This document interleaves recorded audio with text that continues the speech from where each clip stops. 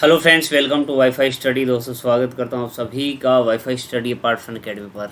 Good evening guys, क्या हाल चाल आप सभी लोगों के। दोस्तों, उम्मीद करता हूँ कि बहुत अच्छे होंगे, शानदार होंगे और आपकी प्रिपरेशन जो है ये भी दोस्तों बहुत अच्छी चल रही होगी। एक बार आप सेशन को शेयर कर दीजिएगा, उसके बाद में आज के इस महत्वपूर्ण सेशन की शुरुआत करते हैं। काफ़ी इंपॉर्टेंट आपके लिए टेस्ट सीरीज जो मेरे द्वारा चलाई जा रही है आपके पटवार और पुलिस दोनों एग्ज़ाम के लिए। उससे पहले हम आगे बढ़े मेरे प्यारे दोस्तों, आपको एक बात बता देता हूँ। अनअकैडमी लर्निंग ऐप अगर आप लोगों ने डाउनलोड नहीं कर रखा है तो इस अनअकैडमी लर्निंग ऐप को डाउनलोड कर लीजिएगा और यहाँ पर आप मुझे सर्च कीजिएगा प्रवीण कुमार के नाम से। जैसे ही आप मुझे सर्च करेंगे मेरा प्रोफाइल आपको यहाँ पर दिखेगा और यहाँ पर आप मुझे फॉलो अवश्य कर लीजिएगा मेरे प्यारे दोस्तों। और यहाँ पर जो भी फ्री सेशन मेरे द्वारा चलाए जा रहे हैं उनके नोटिफिकेशन आप लोगों को मिल जाएंगे। और अगर आप सब्सक्रिप्शन लेना चाहते हैं तो मेरा रेफरल कोड जो है प्रवीण11 मेरा रेफरल कोड है, इसको आप अप्लाई कर सकते हो। 10% का डिस्काउंट आप लोगों को मिल जाएगा मेरे प्यारे दोस्तों। चलिएगा, शुरुआत करते हैं आज के इस इम्पोर्टेंट सेशन की। उससे पहले हम आगे बढ़ें, एक बार फिर से मैं आपसे कहना चाहता हूँ कि एक बार सेशन को शेयर कर दीजिएगा ज़्यादा से ज़्यादा।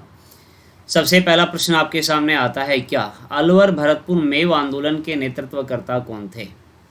मोहम्मद अली बेग और चुन्नीलाल हरदयाल या फिर मघाराम वैद्य? मोहम्मद अली बेग तथा साथ में अगर ये ऑप्शन में नहीं हो तो चौधरी यासीन खान भी ऑप्शन में आ सकता है।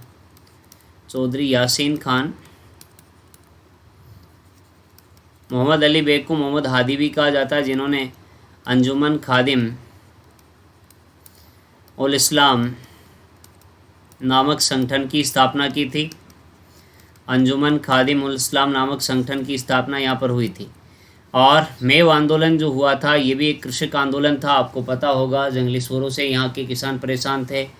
और फिर मेवों की अगर बात की जाएगी, मेव जनजाति जो आती है, मेव जाति की बात अगर हम करेंगे, यहाँ पर बढ़े हुए भू राजस्व कर की दर से भी परेशान थे। फिर ये आंदोलन जो था ये सांप्रदायिक हो गया था, आपको पता होगा। तो बिल्कुल ए ऑप्शन जो होगा ये इसका बिल्कुल करेक्ट आंसर आ जाएगा। ठीक है ना, ध्यान में रखिएगा इसको। अगला प्रश्न देखते हैं, अगला प्रश्न क्या कहता है। अर्जुनलाल सेठी ने अजमेर में शिक्षा सोसाइटी की स्थापना कब की थी? अर्जुनलाल सेठी ने अजमेर में शिक्षा सोसाइटी की स्थापना कब की थी? 1905, 1907, 1909 या फिर 1911? जल्दी से जल्दी आंसर बताओ, देखें मेरे को इसका करेक्ट आंसर क्या होना चाहिए आपके अकॉर्डिंग। अजमेर में जैन शिक्षा सोसाइटी की जो स्थापना हुई थी ये कब की गई थी, ये आपसे पूछा जा रहा है। अर्जुनलाल सेठी के द्वारा जो स्थापना की गई थी, जल्दी से आंसर बता दो, इसका क्या आंसर होना चाहिए आपके अकॉर्डिंग। फटाक से जल्दी से आंसर बता दो। 1905, 1907, 1909 या फिर 1911? एक बार साथ में शेयर करते रहो आप जल्दी से जल्दी, ठीक है, शेयर कर दो। देखें, अर्जुनलाल सेठी ने अजमेर में शिक्षा सोसाइटी की स्थापना कब की थी? 1905, 1907, 1909 या फिर 1911? तो मेरे प्यारे मित्रों, मेरे प्यारे दोस्तों, बात अगर की जाएगी 1907 ईस्वी की आती है क्या बात? बिल्कुल बी ऑप्शन करेक्ट आंसर होगा। अर्जुनलाल सेठी आपने सुना होगा, ये चोमू में आपके पोस्टेड थे। इन्होंने जयपुर में राजनीतिक चेतना जागृत करने का कार्य जो है, जन जागृति पैदा करने का कार्य सर्वप्रथम आपके अर्जुनलाल सेठी के द्वारा ही किया गया था। इन्होंने ये कहा था कि अगर मैं अंग्रेज़ों के यहाँ नौकरी करूँगा तो अंग्रेज़ों को भारत से बाहर कौन निकालेगा? ये वही अर्जुनलाल सेठी हैं। राजस्थान के प्रथम व्यक्ति जिन्होंने आईसीएस की परीक्षा पास की, राजस्थान के प्रथम व्यक्ति जिन्होंने आईसीएस की परीक्षा, सिविल सर्विस का जो एग्ज़ाम हुआ करता था, वो पास की थी, वो कौन थे? रास बिहारी बोस, आपके केसरी सिंह बारठ, अर्जुनलाल सेठी या फिर सुभाष चंद्र बोस? बताओ, देखें करेक्ट आंसर क्या होगा, जल्दी से बता दो क्या होना चाहिए करेक्ट आंसर। रास बिहारी बोस, केसरी सिंह बारठ, अर्जुनलाल सेठी या फिर सुभाष चंद्र बोस? तो मेरे प्यारे दोस्तों, मेरे प्यारे मित्रों, बात अगर की जाएगी, ऑप्शन आपके सामने है रास बिहारी, केसरी सिंह, अर्जुनलाल सेठी या फिर सुभाष चंद्र बोस। तो हम बात अगर करेंगे अर्जुनलाल सेठी की, अगर चर्चा की जाएगी मेरे प्यारे दोस्तों, अर्जुनलाल सेठी जो आते हैं इनकी चर्चा अगर हम करें तो ये वही व्यक्ति हैं जिन्होंने आईसीएस की परीक्षा पास की थी। मैंने आपको ये अभी बताया कि चोमू में ये आपके न्यायाधीश के पद पर नियुक्त थे, बाद में इन्होंने रिज़ाइन कर दिया था। और वर्धमान विद्यालय, वर्धमान छात्रावास इनके द्वारा जयपुर में संचालित किए गए थे। वहाँ पर क्रांतिकारियों को शिक्षा प्रदान करने का कार्य जो है ये मेरे प्यारे दोस्तों इनके द्वारा किया जाता था। ठीक है ना। आगे बढ़ते हैं, अगला प्रश्न देखते हैं। अगला प्रश्न क्या कहता है, राजस्थान का एकमात्र क्रांतिकारी जो पकड़ में नहीं आया, पकड़ा नहीं जा सका।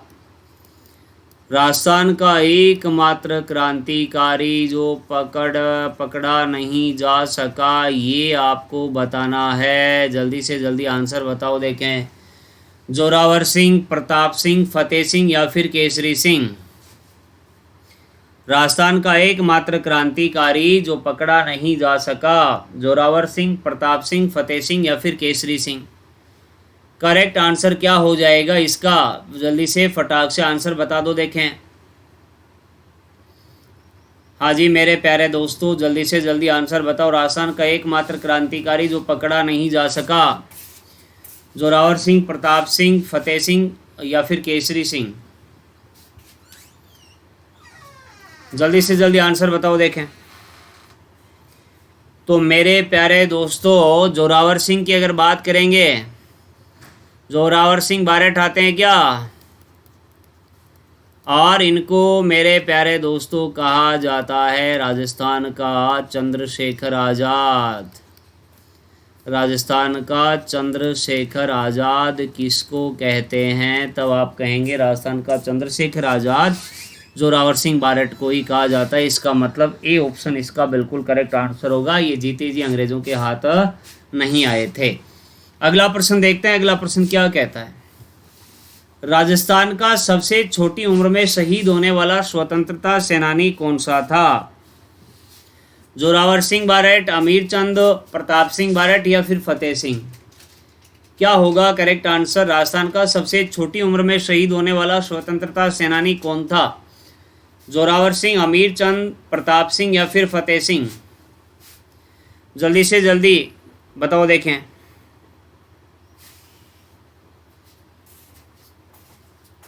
राजस्थान का सबसे छोटी उम्र में शहीद होने वाला स्वतंत्रता सेनानी कौन था?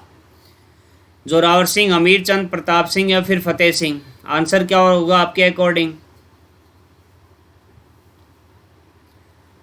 तो मेरे प्यारे मित्रों बात अगर की जाएगी, अगर हम चर्चा करते हैं आपके यहाँ पर सबसे छोटी उम्र में शहीद होने वाला क्रांतिकारी स्वतंत्रता सेनानी प्रताप सिंह बारठ है क्या? केसरी सिंह बारठ के पुत्र जिनके देहांत पर आपको पता होगा इनको जेल में रखा गया था और जेल में यातनाएं दी गई थी इनको, प्रताप सिंह को। और इनके देहांत पर केसरी सिंह बारठ ने ये कहा था, एक भारत माता का सच्चा सपूत अपनी भारत माता के लिए शहीद हो गया है ना। बिल्कुल सी ऑप्शन इसका बिल्कुल करेक्ट आंसर हो जाएगा, ध्यान में रखना इसको भी। अगला प्रश्न देखते हैं, वागड़ का गांधी और आदिवासियों का मसीहा जिसने वागड़ सेवा मंदिर की स्थापना की और डूंगरपुर प्रजामंडल की स्थापना की थी? गोकुल भाई भट्ट, माणिक्यलाल वर्मा, भोगीलाल पांड्या या फिर हीरालाल शास्त्री। वागड़ का गांधी व आदिवासियों का मसीहा जिसने वागड़ सेवा मंदिर की स्थापना की व डूंगरपुर प्रजामंडल की स्थापना की,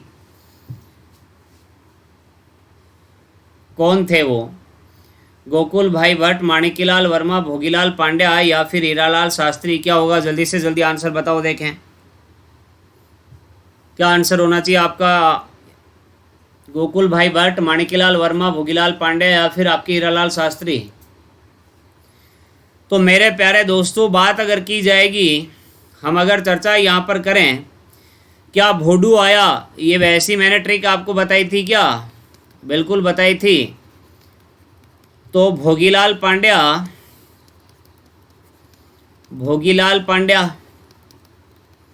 कहाँ पर? डूंगरपुर की अगर चर्चा हम करें, डूंगरपुर, बिल्कुल इसका करेक्ट आंसर हो जाएगा सी ऑप्शन। ओके, बिल्कुल सी ऑप्शन इसका करेक्ट आंसर हो जाएगा। आगे बढ़ते हैं, अगले प्रश्न को देखते हैं। अगला प्रश्न क्या कहता है, राजस्थान का एकमात्र स्वतंत्रता सेनानी जिसका देहांत भूख हड़ताल से हुआ था। एकमात्र स्वतंत्रता सेनानी जिनका देहांत भूख हड़ताल से हुआ था, जुगल किशोर, रमेश कुमार स्वामी, बाल मुकुंद बिस्सा या फिर प्रताप सिंह। तो मेरे प्यारे दोस्तों जेल में अनशन किया था जिसकी वजह से इनका देहांत हो गया था, कौन है वो? जुगल किशोर। जब प्रजामंडल मैंने पढ़ा है आपको तब मैंने इनके बारे में अवश्य बताया है। जुगल किशोर, रमेश कुमार स्वामी, बाल मुकुंद बिस्सा या फिर प्रताप सिंह? जल्दी से जल्दी आंसर बताओ देखें। जुगल किशोर, रमेश कुमार स्वामी, बाल मुकुंद बिस्सा या फिर आपके प्रताप सिंह? आपसे ये प्रश्न पूछा गया है कि राजस्थान का एकमात्र स्वतंत्रता सेनानी जिनका देहांत आपके भूख हड़ताल से हुआ था वो कौन आएंगे? तो मेरे प्यारे दोस्तों, बाल मुकुंद बिस्सा की अगर हम चर्चा करते हैं, इसका मतलब सी ऑप्शन जो होगा ये इसका बिल्कुल करेक्ट आंसर हो जाएगा। ठीक है ना।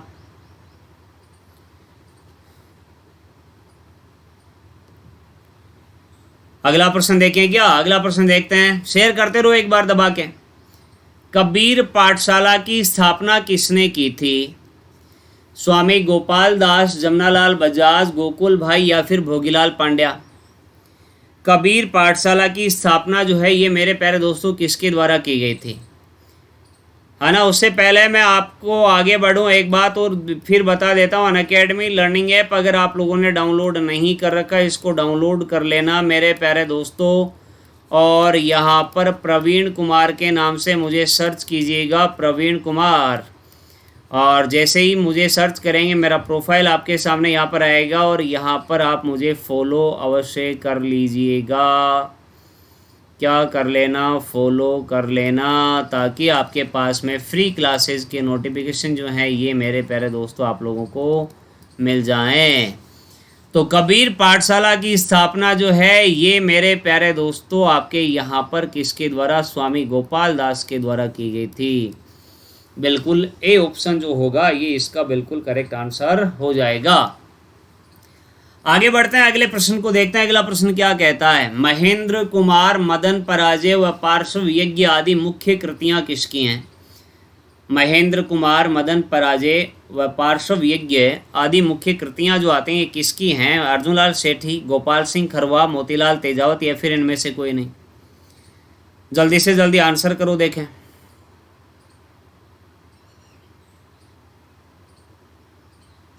हाँ जी, जल्दी से जल्दी बताओ। महेंद्र कुमार, मदन पराजय, पार्श्व यज्ञ आदि मुख्य कृतियां जो आती हैं किसकी आती हैं? अर्जुनलाल सेठी की हैं, गोपाल सिंह खरवा, मोतीलाल तेजावत या फिर इनमें से कोई नहीं? करेक्ट आंसर क्या होगा इसका?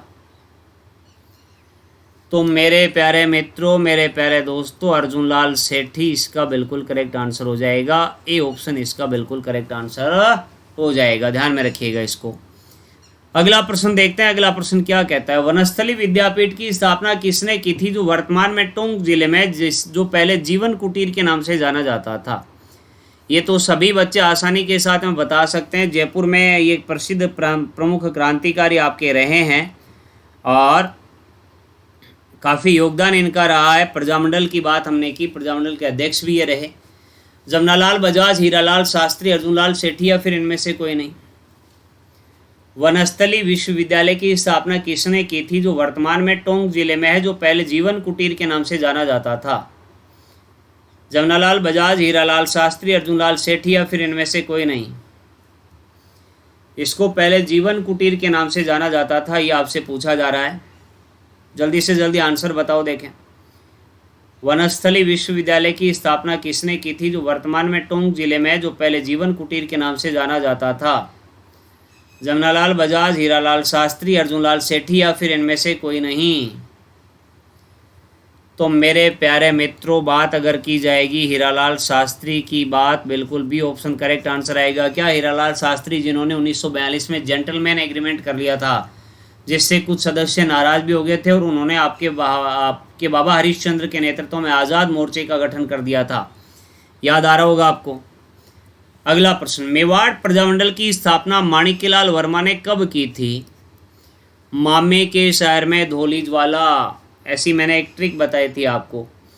माणिक्यलाल वर्मा मेवाड़ में, मामे का मतलब मैंने आपको बताया था। ये कब की गई थी स्थापना, ये आपको बताना है। मेवाड़ प्रजामंडल की स्थापना माणिक्यलाल वर्मा ने कब की थी? 1934, 1936, 1938 और 1940। क्या होगा करेक्ट आंसर? शेयर कर दो एक बार, ऐसे ठंडे मत बैठो, जल्दी से जल्दी शेयर करो देखें। एक बार फिर से शेयर कर दो देखें, फटाक से शेयर करते रहो। मेवाड़ प्रजामंडल की स्थापना माणिक्यलाल वर्मा ने कब की थी, यह आपसे पूछा गया है। 1934, 1936, 1938 या फिर 1940? जल्दी से जल्दी आंसर करो, इसका क्या होना चाहिए? क्या 1934 में हुई थी, 1936 में हुई, 1938 में हुई, या फिर 1940? अरे तो मेरे प्यारे दोस्तों, मामे के शहर में धोली ज्वाला ट्रिक बताई थी मैंने। धोली ज्वाला को मैंने बता दिया तो ऊपर चला जाएगा 36 में, और यहाँ पर बाकी में रहेगा आपके 38 में। शहर का मतलब तो मैंने आपको बताया था शाहपुरा। शाहपुरा में आपके रय का मतलब रमेश चंद्र। मामे का मतलब माणिक्यलाल वर्मा आपके आ जाएंगे। माणिक्यलाल वर्मा कहाँ पर? ये आपके मेवाड़ में। तो यही तो पूछ रहा है, मेवाड़ में प्रजामंडल की स्थापना कब की थी? तो आगे क्या आ रहा है? 38 आ रहा है, इसका मतलब 1938 आ जाएगा, 1938 ईस्वी आ जाएगा। सी ऑप्शन इसका बिल्कुल करेक्ट आंसर हो जाएगा। अगला प्रश्न देखते हैं, अगला प्रश्न क्या आता है। अगला प्रश्न क्या आता है? बीकानेर प्रजामंडल की स्थापना 1936 ईस्वी में किसने की? वेद मघाराम ने, अर्जुनलाल सेठी ने, जयनारायण व्यास, या फिर माणिक्यलाल वर्मा? तो आपको पता होगा, पहले बीकानेर प्रजामंडल की स्थापना जो है ये आपके कहाँ पर होती है? कलकत्ता में होती है क्या? ये भी एक इम्पोर्टेंट प्रश्न बनता है। जैसे भरतपुर की अगर हम बात करेंगे, भरतपुर प्रजामंडल की स्थापना आपके रेवाड़ी में होती है।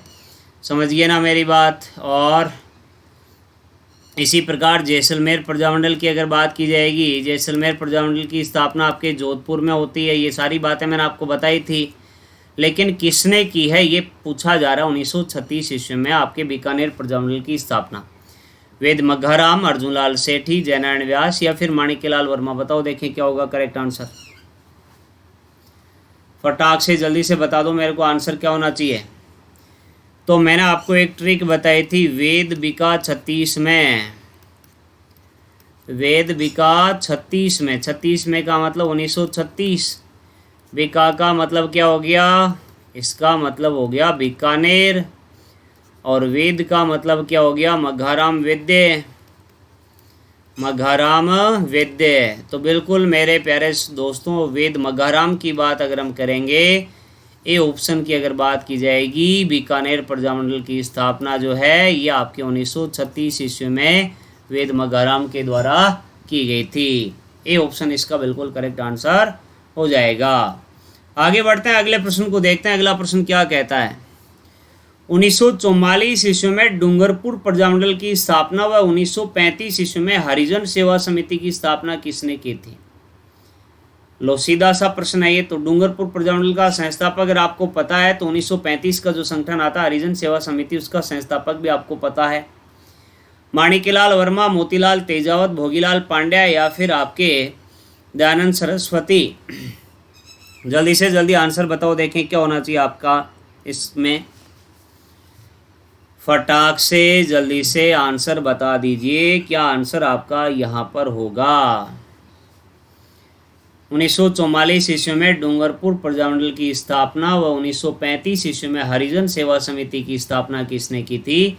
ऑप्शन आपके सामने है, माणिक्यलाल वर्मा है, मोतीलाल तेजावत, भोगीलाल पांड्या, या फिर दयानंद सरस्वती? जल्दी से जल्दी आंसर बताओ, देखें इसका क्या आंसर होना चाहिए। तो मेरे प्यारे मित्रों, मेरे प्यारे दोस्तों, भोडू आया 44 में, भोगीलाल पांड्या आ जाएगा क्या? बिल्कुल, भोगीलाल पांड्या जो हैं, जिनके द्वारा 1944 में तो आपके डूंगरपुर प्रजामंडल की स्थापना की गई, और 1935 ईस्वी में इन्होंने हरिजन सेवा समिति की स्थापना की थी। इसका मतलब सी ऑप्शन इसका बिल्कुल करेक्ट आंसर हो जाएगा। अगला प्रश्न, किशनगढ़ प्रजामंडल की स्थापना कांतिलाल चौथानी ने कब की थी? कौन काकी गोशिर? मैंने आपको ऐसी ट्रिक बताई होगी एक। 1919, 1929, 1939, या फिर 1943? किशनगढ़ प्रजामंडल की स्थापना आपसे पूछी जा रही है, ये कांतिलाल चौथानी ने कब की थी? तो मैंने आपको एक ट्रिक बताई थी, कौन काकी गोशिर, और फिर आपको आगे एक डेट सन लिखवाई थी मैंने यहाँ पर। बताओ, देखें कब की, यही पूछा जा रहा है। कौन का मतलब कोटा में आपके नैनूराम आ जाएगा। नए का मतलब नैनूराम, नैनूराम। काकी का मतलब किशनगढ़ का कांतिलाल। किशनगढ़ में कौन है? कांतिलाल है। गोशिर का मतलब सिरोही की बात आती है। सिरोही में आपके गोकुल भाई भट्ट, और 39 यहाँ पर लिखवाया था मैंने, तो इसका मतलब 1939 में होगी इन सब की स्थापना। तो मेरे प्यारे दोस्तों, किशनगढ़ प्रजामंडल की स्थापना कांतिलाल चौथानी के द्वारा 1939 ईस्वी आ जाएगा। सी ऑप्शन इसका बिल्कुल करेक्ट आंसर हो जाएगा। अब अगला प्रश्न, यही जो मैंने अभी ट्रिक बताई है अभी अभी जिसके बारे में हमने चर्चा की है, कोटा प्रजामंडल की स्थापना जो है ये आपके 1939 ईस्वी में किसने की। ये तो बिल्कुल सभी का सही होना चाहिए, किसी का भी गलत नहीं होना चाहिए। नैनूराम शर्मा, माणिक्यलाल वर्मा, चुन्नीलाल या फिर मीठालाल व्यास, बताओ देखें क्या होगा आंसर। कोटा प्रजामंडल की स्थापना 1939 में किसने की थी? नैनूराम शर्मा, माणिक्यलाल वर्मा, चुन्नीलाल या फिर मीठालाल व्यास।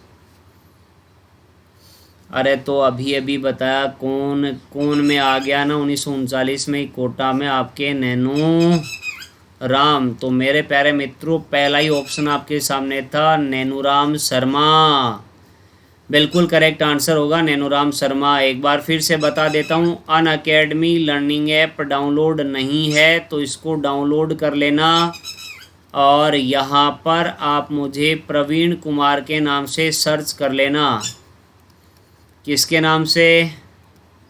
प्रवीण कुमार के नाम से सर्च कीजिएगा। मेरा प्रोफाइल आपको यहाँ पर दिखेगा, और प्रोफाइल दिखने के बाद में आप मुझे यहाँ पर फॉलो अवश्य कर लीजिएगा, ताकि फ्री क्लास के नोटिफिकेशन आप लोगों को मिल जाए।